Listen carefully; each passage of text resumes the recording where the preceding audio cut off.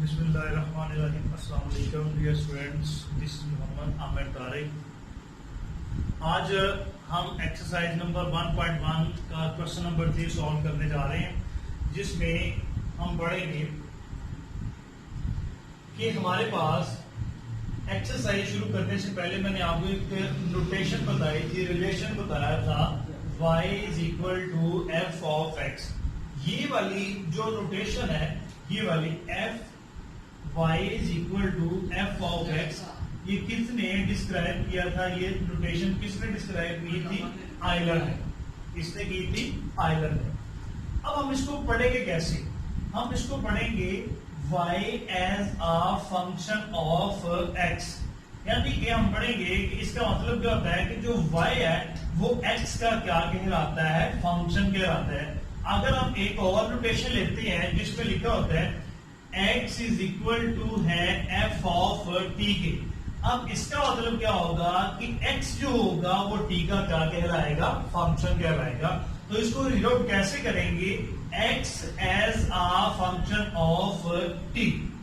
अगर हम एक और एग्जांपल लेते हैं जिसमें हमारे पास आता है एरिया इज इक्वल टू है v स्क्वायर रूट, तो इसमें हम क्या पढ़ेंगे? जो एरिया होगा वो वॉल्यूम का क्या कहलाएगा? फंक्शन कहलाएगा। तो अब इसी रिलेशंस को हमने यूज करते हुए जो क्वेश्चन नंबर 3 है, इसके 3 पार्ट है, वो हमने सॉल्व करते हैं। तो जो सबसे पहला पार्ट है उसकी स्टेटमेंट ये है, express the following the parameter of square. किसी स्क्वायर का parameter as a function of its area, वो उस स्क्वायर के एरिया का क्या कहलाता है? फंक्शन कहलाता है। स्टेटमेंट में सुनने पहले कि सबसे पहले उसने बात की हुई है पैरामीटर की। पैरामीटर किसका लेना है हमने? किसी स्क्वायर का। आपको पता है स्क्वायर क्या चीज है? स्क्वायर कहते हैं कि हमारे पास ये देखें, जो एक ऐसी डायग्राम, ऐसी शेप जिसकी चारों साइड्स की जो लेंथ होगी वो एक दूसरे के क्या होगी? इक्वल होगी, तो उसे हम क्या बोलेंगे? स्क्वायर बोलेंगे। पहली बात ये ध्यान से समझने वाली है, the parameter of square, square का जो पैरामीटर होगा वो as a function of its area, वो उस स्क्वायर के एरिया का क्या कहलाएगा? फंक्शन कहलाएगा। तो ये चीज हमने क्या करनी है? प्रूव करनी है। तो सबसे पहले हमारे पास हम ये कहते हैं कि जो स्क्वायर है वो हम सपोज कर लेते हैं, तो सॉल्यूशन लिखेंगे, उसके बाद हम लिखेंगे consider the length and width of square.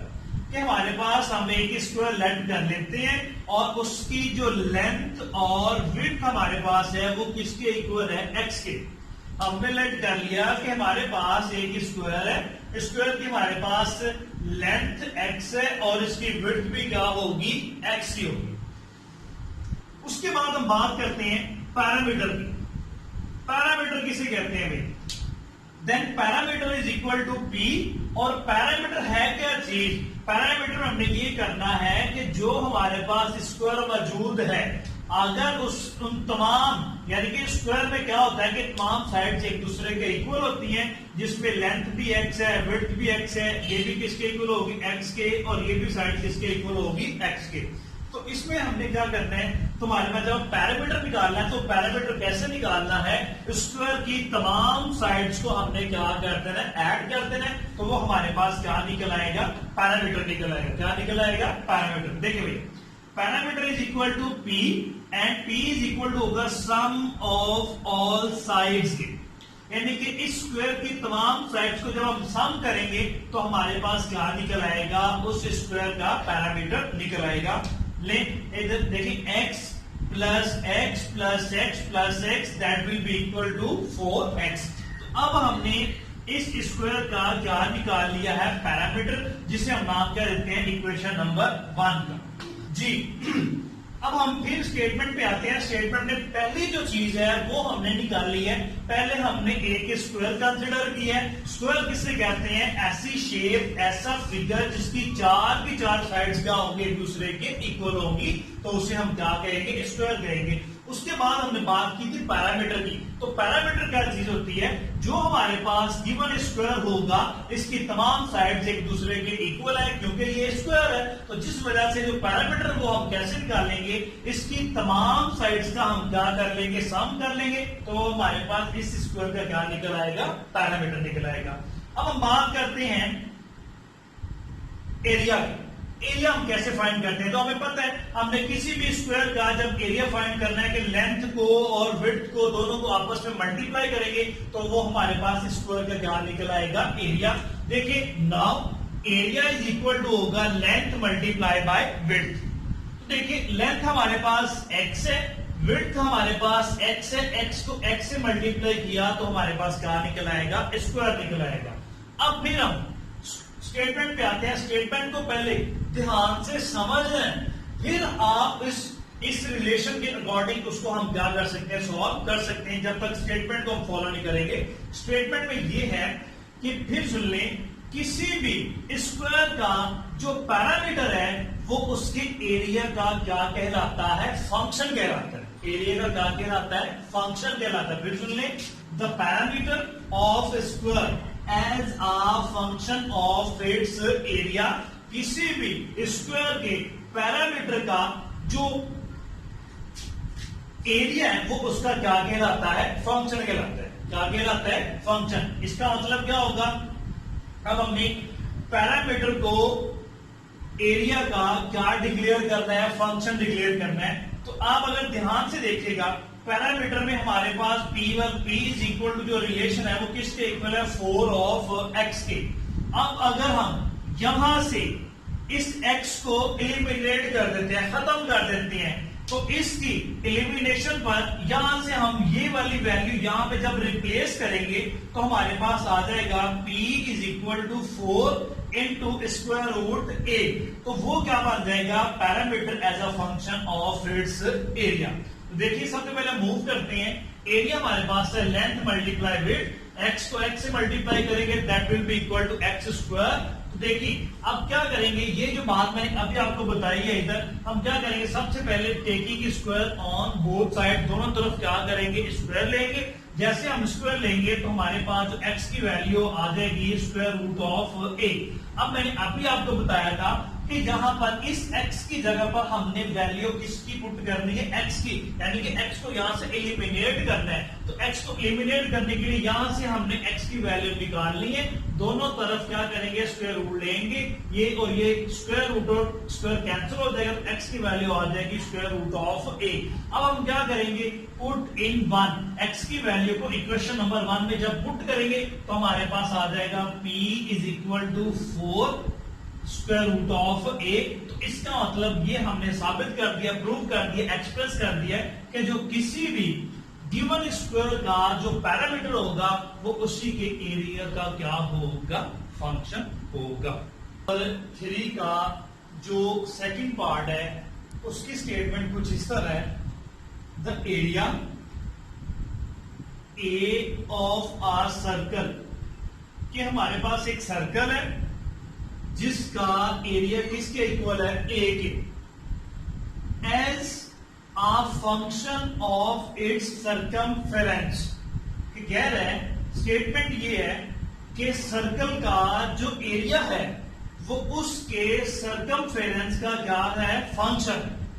उसके सर्कमफेरेंस का क्या कहलाता है, फंक्शन कहलाता है। इस स्टेटमेंट का ये मतलब है। फिर सुन ले, स्टेटमेंट क्या लिखी हुई है, हमारे पास एक सर्कल है, सर्कल का हमारे पास एरिया मौजूद है, हमने सर्कल के एरिया को उसके सर्कमफेरेंस का क्या प्रूव करना है, फंक्शन प्रूव करना है। तो इसके लिए हम सबसे पहले सॉल्यूशन की तरफ बढ़ते हैं। सॉल्यूशन में सबसे पहले हम लिखेंगे, हमारे पास स्टेटमेंट में सबसे पहले बात आई है सर्कल की, तो हम सबसे पहले कंसिडर कर लेंगे हमारे पास ये एक सर्कल है और ये इसका क्या कहलाता है, रेडियस कहलाता है। क्या कहलाता है, रेडियस। क्योंकि अगर हम सर्कल बहुत छोटा सा लेंगे या का बहुत बड़ा लेंगे तो उसका कोई ना कोई रेडियस जरूर होगा, उसका कोई ना कोई रेडियस जरूर होगा, क्योंकि विदाउट रेडियस कोई भी सर्कल नहीं होता।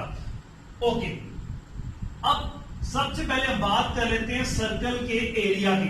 तो हम लिखते हैं let area of a circle, ये हमारे पास आदत है जी,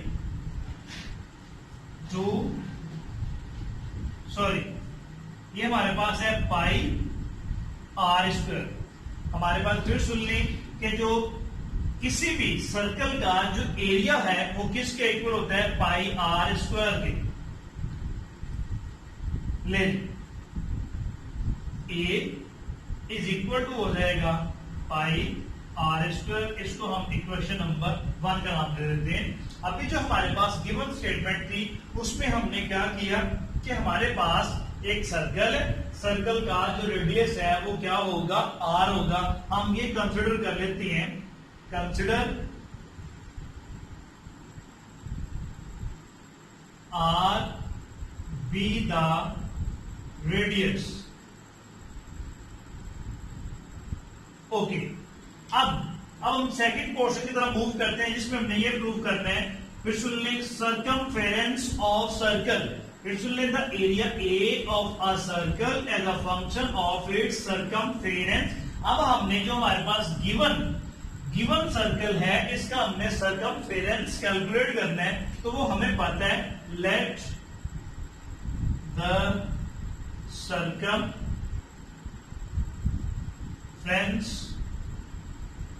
ऑफ अ सर्कल वो किसके इक्वल होता है, सी के, and that will be equal to 2 pi R. इसको हम नाम किसका देते हैं, इक्वेशन नंबर 1 का।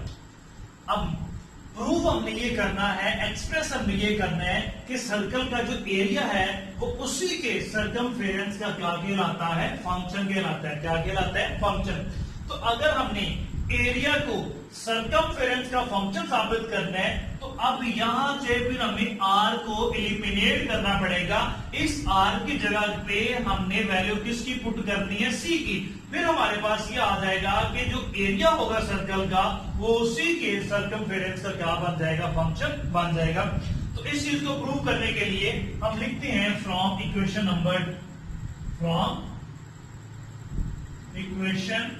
2। इक्वेशन 2 हमारे पास है c इज इक्वल टू है 2 पाई आर। अब यहां से हमने r की वैल्यू निकालनी है, तो ये 2 पाई मल्टीप्लाई हो रहा है, इधर आके डिवाइड हो जाएगा, that will be equal to c over 2 pi and this is equal to r। अब ये जो रिलेशन है r is equal to c over 2 pi, हम इक्वेशन नंबर 1 में r की जगह पे जब रिप्लेस करेंगे तो हमारे पास सर्कल का जो एरिया होगा वो उसके सर्कमफेरेंस का क्या बन जाएगा, फंक्शन बन जाएगा। तो इधर हम लिखते हैं पुट इन इक्वेशन 1। अब हम क्या करेंगे, r को इक्वेशन नंबर 1 में क्या करेंगे, रिप्लेस करेंगे। देन हमारे पास देखिए क्या आंसर आता है, a इज इक्वल टू आ जाएगा पाई, आर की वैल्यू हमारे पास है c ओवर 2 पाई, ये हमारे पास क्या आ जाएगा, स्क्वायर आ जाएगा।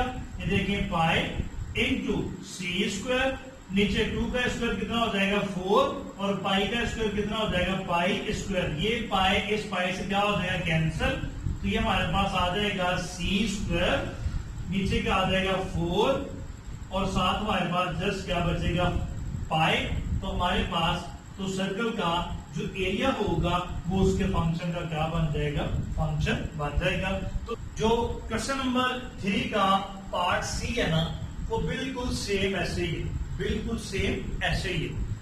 तो अगर आपको कोई उस क्वेश्चन में कोई प्रॉब्लम होगा या कोई भी छोटी मोटी जो मिसअंडरस्टैंडिंग हो रही होगी तो आप मेरे कमेंट सेक्शन में मुझे कमेंट करके मुझसे पूछ सकते हैं, ठीक है। तो आपसे I humbly request to all of you, please watch my channel, watch my lectures. If you have any query, if you have any problem in my lectures, then you can also comment with me at my YouTube channel. Thank you very much. Allah Hafiz.